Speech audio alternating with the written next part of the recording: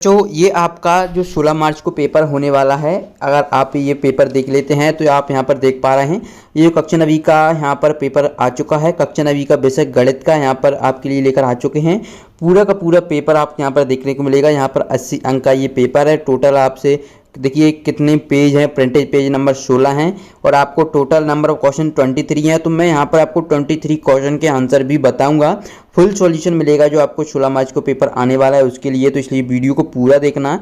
ये आपका गणित का पेपर है, कक्षा 9वीं वालों जितने भी हैं इस वीडियो को पूरा देखना ध्यान से, क्योंकि इस वीडियो में आपको प्रश्न क्रमांक 1 से 23 तक सभी प्रश्नों के उत्तर मिलेंगे। तो इसलिए इसको अच्छी तरीके से पढ़ लेना, ठीक है। क्योंकि ये आप देख पा रहे होंगे ये जो क्वेश्चन पेपर है 953 यहाँ पर लिखा हुआ है। कक्षा 9वीं परीक्षा आपको 2021-22 के लिए जो मैथमेटिक्स का पेपर है ये यूट्यूब पर आप देख रहे होंगे बहुत जोर से वायरल हो रहा है। तो मैंने सोचा कि आपको इसका फुल सॉल्यूशन मैं आपको प्रोवाइड करा दूं, फुल सॉल्यूशन, ताकि आपको हेल्प हो सके। अगर आपको ये पेपर मिलता है 16 मार्च के दिन तो इससे क्या होगा, आपकी बहुत हेल्प हो जाएगी। नहीं तो ये इसमें बहुत सारे इंपॉर्टेंट क्वेश्चन हैं, वो भी मैं बताऊंगा किस तरीके से। लेकिन अगर देखिए ये क्वेश्चन पेपर अगर डायरेक्टली आ जाता है तो आपके लिए बहुत ही अच्छी बात है। नहीं आएगा लेकिन फिर भी इसमें से आपको 60 से 70% क्वेश्चन यहाँ से डायरेक्टली पूछे जाएंगे। किस तरीके से पूछे जाएंगे वो मैं आपको इस वीडियो में बताऊँगा। और मान लीजिए क्योंकि अभी 16 तारीख को पेपर आएगा जब भी पता चलेगा, लेकिन ये अगर आता है तो बहुत अच्छी बात है, नहीं आता तो कोई बात नहीं। लेकिन जो क्वेश्चन है इसमें से इंपॉर्टेंट है तो आपको पढ़ लेना है जरूर, ठीक है। ऐसा नहीं कि कुछ भी नहीं आए, 60+ आप अच्छी तरीके से कर लेंगे, लेकिन इस क्वेश्चन पेपर को आपको जरूर पढ़ लेना है, ठीक है। मैं आपको बताता जाऊंगा कौन कौन से क्वेश्चन आपको करना पड़ेगा, ठीक है। पहला क्वेश्चन देखते हैं। दी गई आकृति में छायांकित भाग भिन्न के रूप में होगा। तो भिन्न क्या होता है, हम जब जिसे हम अंश और हर के रूप में लिख सकते हैं, ठीक है। अंश और हर के रूप में यानी कि बटे के रूप में, ठीक है। तो यहाँ पर एक सर्किल दिया हुआ है, इसमें 4 भाग हैं, आप देख पा रहे हैं। इसमें से एक भाग क्या है जो रेखांकित किया गया है। तो टोटल भाग हम नीचे लिखते हैं, 4 भाग हैं और एक भाग रेखांकित किया गया है, तो 1/4 आपका ये आंसर हो जाएगा, ठीक है। अब ऐसा ही आपको आता है, अगर मान लीजिए संख्या चेंज कर दें, सॉरी ये आपको इस तरीके से दे दे, एक आयत दे दे, इसमें से आपको 6 भाग दे दे, ठीक है। या पर मान लीजिए 8 भाग दे दे, तो आपको यहाँ पर ये एक वाला और ये वाला 2 भाग कर देता है। तो हम जानते हैं कि टोटल कितने 8 भाग हैं, इसमें से 2 रेखांकित यानी 1/4 इसका आएगा, ठीक है। इस तरीके से भी आपको ये क्वेश्चन दे सकता है। तो अगर आपको जो भिन्न है उसका अगर कॉन्सेप्ट क्लियर है तो आपको 1 अंक यहाँ से 100% देखने को मिल जाएगा। आपको और कहीं जाने की भटकने की जरूरत बिल्कुल भी नहीं है। चलिए अगले क्वेश्चन देखते हैं। निम्नलिखित में से कौन सी संख्या अपरमेय है। तो ये जरूर पूछा जाता है कि परमेय संख्या किस प्रकार लिखा जाता है, तो क्या P/Q के रूप में लिखा जाता है, ठीक है। तो यहाँ पर अपरमेय संख्या क्या जिसे हम P/Q के रूप में नहीं लिख सकते हैं, वो आपकी अपरमेय संख्या हो जाएगी। तो यहाँ पर देखेंगे √23 से √23 कट जाएगा, तो ये 3/1 लिख सकते हैं, ये परमेय संख्या है। इसे हम जब काटेंगे तो √7 से √7 कट जाएगा, 2/7 एक परमेय संख्या है आपकी। 1/√2 तो ये आपकी एक अपरमेय संख्या, क्योंकि इसे हम P/Q के रूप में नहीं लिख सकते। जबकि ये +√ से -√ कट जाएगा और ये 8 बचेगा, इसे भी लिख सकते हैं। तो ऑप्शन सी आपका बिल्कुल करेक्ट रहेगा। अगला देखिए, शून्य बहुपद की घात परिभाषा नहीं होती और यहाँ से पूछा जाता है एक घात वाले बहुपद को हम रैखिक बहुपद बोलते हैं। रैखिक बहुपद ये 100% पूछा जाता है। 2 घात वाले बहुपद को हम क्या बोलते हैं, द्विघात बहुपद बोलते हैं। इन दोनों में से एक क्वेश्चन 100% पूछा जाएगा। या पर ये पूछेगा रैखिक बहुपद का व्यापक रूप क्या होता है, तो ax + b = 0 है ना, ये आपका व्यापक रूप होता है रैखिक बहुपद का। इस तरीके से यही आपको क्या रैखिक बहुपद का पूछना, तो ax + b होता है, ठीक है। बराबर 0 नहीं रखना, क्योंकि अगर 0 रखेंगे तो वो समीकरण हो जाएगा रैखिक समीकरण का, ठीक है। तो ये ओनली क्या होगा आपका ax + b, ठीक है। ये रैखिक बहुपद का व्यापक रूप होगा। जबकि द्विघात समीकरण, द्विघात बहुपद का क्या होगा, ax² + bx + c, ये आपका द्विघात बहुपद का होता है। मैंने इतना बताया, इतने कर लेंगे तो इसमें से आपको 2 ऑब्जेक्टिव 100% यहाँ से आ जाएंगे, ठीक है। अगले प्रश्न की ओर बढ़ते हैं। अगला प्रश्न देखिए, बिंदु -2 -3 किस चतुर्थांश में स्थित होगा। तो यहाँ से अगर आपको चतुर्थांश पता है, देखिए ये वाला जब माइनस और माइनस रहता है तो वो चतुर्थांश में आता है, यानी तीसरे चतुर्थांश में। टोटल 4 रहते हैं, ये पहला होता है, ये दूसरा होता है, ये तीसरा होता है, ये चौथा होता है। इसमें हम पहला जो इसमें x और y की वैल्यू क्या होती है, प्लस होती हैं। इसमें क्या होंगी, माइनस होती हैं, और इसमें माइनस और इसमें प्लस। तो ये जब भी कोई संख्या दे, मान लीजिए जैसे आपको 5,6 दे दे तो ये प्लस है दोनों, तो ये प्रथम चतुर्थांश में होगा। या -3,4 दे दे, है ना, -1 इसमें और एक प्लस, तो ये द्वितीय चतुर्थांश में होगा। अगर आपको ये कॉन्सेप्ट क्लियर है तो 100% आपका एक यहाँ से क्वेश्चन पूछा जाएगा। चलिए अगले क्वेश्चन देखते हैं। ax + by + c = 0 के समीकरण को कहते हैं, तो 2 चरों वाला रैखिक समीकरण कहते हैं। क्या कहते हैं ये आप देख पा रहे हैं। अगला प्रश्न देखिए, यहाँ पर मैं आपको फुल सॉल्यूशन बताऊंगा, तो जल्दी से पढ़ लीजिए इस क्वेश्चन को। ये रिक्त स्थानों की पूर्ति करना है, 3/5 में से 1/5 को घटाने पर प्राप्त होगा। तो ये 3/5 है, -1 1/5, तो ये होगा 2/5। करेक्ट आंसर आएगा आपका 2/5। अगला प्रश्न देखिए, एक मोटरसाइकिल की कीमत साइकिल की कीमत की 10 गुना है। ठीक है, एक मोटरसाइकिल है, उसकी जो कीमत है वो साइकिल की कीमत की 10 गुना है। ठीक है, तो यदि मोटरसाइकिल की कीमत 60,000 है तो साइकिल की कीमत कितनी होगी? 6,000 होगी, क्योंकि ये 10 गुना है उससे। ठीक है, अगला क्वेश्चन देखिए, संख्या आर को परिमित संख्या कहा जाता है यदि पी बटे क्यू के रूप में लिखा जा सकता है, जहां पी व क्यू पूर्णांक है और क्यू बराबर इज नॉट इक्वल बराबर के है, तो ये क्या पूर्णांक है। ठीक है, इसका सही आंसर। बहुपद में चर की घात सदैव होती है तो एक पूर्ण संख्या होती है, ये आपको पढ़ लेना है, इंपॉर्टेंट है। यहाँ पर 100% ये क्वेश्चन पूछा जाएगा, निर्देशांक तल में एक्स अक्ष और वाई अक्ष के प्रतिच्छेद बिंदु क्या कहते हैं? मूल बिंदु। और ये आपको पूछा जाता है मूल बिंदु के निर्देशांक कितने होते हैं? 0,0 होते हैं। 100% आपको ये देखने को मिलेगा। अगर फिर देखिए, दो चरों वाले रैखिक समीकरण का आलेख होता है तो एक सरल रेखा होता है। दो चरों वाले रैखिक समीकरण एक किस प्रकार बनता है? एक सरल रेखा के रूप में बनता है। अगला देखिए कि जब दो किरणें एक ही अंत बिंदु से प्रारंभ होती हैं तो वो बनाती हैं, तो वो क्या कोण बनाती हैं। ठीक है, इस तरीके से आपको ये रिक्त स्थान कर लेना है। अगले देखिए, सही जोड़ियाँ, यहाँ से आपको इस तरीके से जो आपका ब्रिज कोर्स है, ब्रिज कोर्स से सही जोड़ियाँ पूछी जाती हैं। बच्चों, अगर आपका थोड़ा भी मैथ की बेसिक है, अगर आपने बेसिक तैयारी की होगी, अगर आपको प्लस आता है, माइनस आता है, जोड़ प्लस माइनस इंटू और डिवाइड करना आता है, तो आपको यहाँ से 7-6 नंबर लाने से कोई नहीं रोक सकता। बस यहाँ पर देखिए कितनी सिंपल है। 0.45 को हम जब 0.25 से जोड़ेंगे कितना आएगा? 0.70 आएगा। जब माइनस, देखिए माइनस माइनस का प्लस होता है, 4 का हम 2.5 से करेंगे तो आपका 10 आ जाएगा। ठीक है, अगला देखिए, जब 42.64 को हम 0.36 से ऐड करेंगे तो 43 आ जाएगा। और -18/25 को जब हम क्या ये डिवाइड करेंगे तो माइनस की 0.72 आएगा। ये बहुत ही सिंपल है, आप भाग तो आपको आता ही होगा, इंटू तो ये 6 अंक आपको बिल्कुल फ्री फोकट के हैं, तो जल्दी से आपको ये आना चाहिए बेसिक। ठीक है, जोड़ घटाना प्लस माइनस, क्योंकि ये बिल्कुल सिंपल है, आपको 6 नंबर यहाँ से तो पक्के ही पक्के मान लीजिए। अब देखिए प्रश्न 4, एक शब्द के वाक्य में उत्तर देना है। मोहन के पास से 157 रुपये हैं तथा सरला के पास 72 रुपये हैं, तो मोहन के पास सरला से कितने रुपये अधिक हैं? तो ये कितनी है? 85 अधिक है। अब किस प्रकार से, जब 157 है इसके पास और 72 घटा देंगे तो ये कितना बचेगा? 5 बचेगा। ये कितना बचेगा? 8। तो कितने अधिक हैं? 85 अधिक हैं। अगला देखिए, त्रिभुज एबीसी में बीसी आधार तथा एबी शीर्ष लंब है, तो त्रिभुज के क्षेत्रफल को सूत्र के रूप में व्यक्त कीजिए, तो ये हो जाएगा आपका bx इंटू AB के रूप में। अगला प्रश्न देखिए, सर्वांग समाकृतियाँ किसे कहते हैं? तो वे आकृतियाँ जिनके आकार और माप समान होते हैं उन्हें हम सर्वांग समाकृतियाँ कहते हैं। अगला प्रश्न देखिए, यदि एक चतुर्भुज की सम्मुख भुजाओं का प्रत्येक युग्म बराबर हो तो उसे क्या कहेंगे?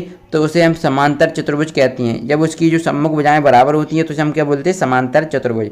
अगला क्वेश्चन देखिए, अधिक कोण के माप की परास होती है, तो ये क्या होती है? 90 डिग्री से 180 डिग्री होती है। ठीक है, यहाँ पर आपको 900 नहीं लिखना, 90 डिग्री से 180 डिग्री तक होती है। ठीक है, अगला प्रश्न देखिए, यदि दो वृत्त परस्पर दो बिंदुओं पर प्रतिच्छेद करें तो उनकी केंद्र उभयनिष्ठ जीवा के लंब समद्विभाजक पर स्थित होता है अथवा नहीं, तो ये क्या स्थित होता है? तो ये आपको कर लेना है। एक अगला देखिए, एक शंकु की ऊंचाई एवं त्रिज्या की ऊंचाई क्रमशः 12 सेंटीमीटर 13 सेंटीमीटर है, तो इसके आधार की त्रिज्या होगी तो कितनी होगी? 5 सेंटीमीटर होगी। जब आप इसके फॉर्मूला लगाएंगे तो यहाँ पर आपको 5 सेंटीमीटर देखने को मिल जाएगी।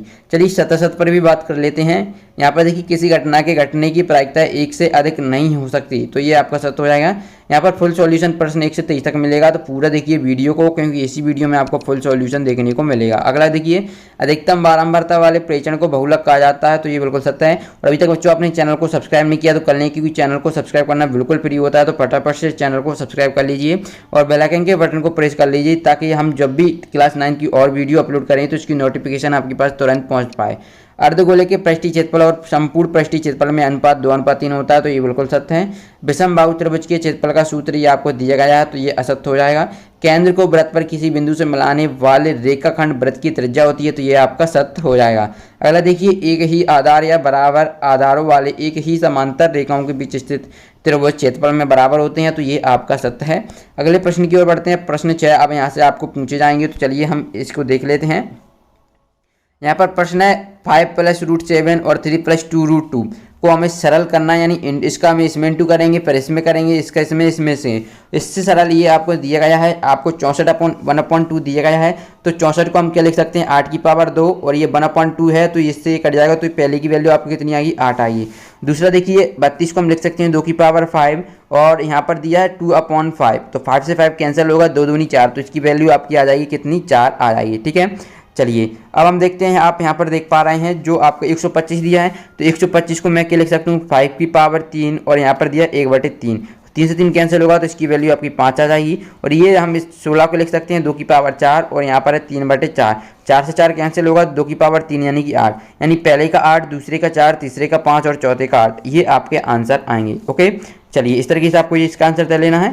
अगले प्रश्न देखिए, अगला प्रश्न आपको क्या पूछ रहा है कि हर का परिमीकरण कीजिए।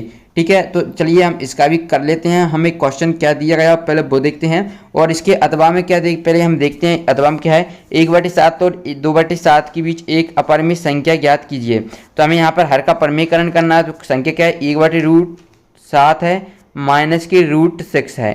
ठीक है, तो इसका हमें क्या हर का परिमीकरण करना है। तो हर देखिए ये अंश होता है और ये हर होता है, तो हर का परिमीकरण करेंगे तो क्या होगा 1/√7, ये आपका -6, ऐसा कैसे रहने देंगे। तो देखिए ये कुछ क्वेश्चन है तो मैं आपको के PDF में बता दूंगा। PDF के लिए आप हमारे टेलीग्राम ग्रुप को ज्वाइन कर लीजिए। जब तक हम ये वाला क्वेश्चन देख लेते हैं, इससे हमें गुणनखंड करना है। ठीक है, गुणनखंड किस प्रकार कर सकते हैं, इसको हम इस प्रकार लिखेंगे 12x² माइनस के 7x। ठीक है, इसको हम इस तरीके से लिखेंगे, देखिए 12x² माइनस के 6x।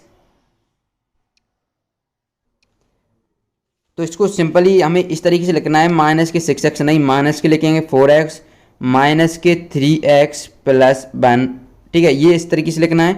अब ये हमें फैक्टर करना है तो किस प्रकार करेंगे, यहाँ से हम 4x कॉमन ले लेंगे तो क्या बचेगा 3x बचेगा और -1 बचेगा। ठीक है, यहाँ से हम क्या लेंगे, देखिए थोड़ा कलर चेंज कर देता हूँ मैं। ठीक है, तो यहाँ से देखिए माइनस का मैं यहाँ पर 1 ले लेता हूँ तो क्या बचेगा 3x - 1।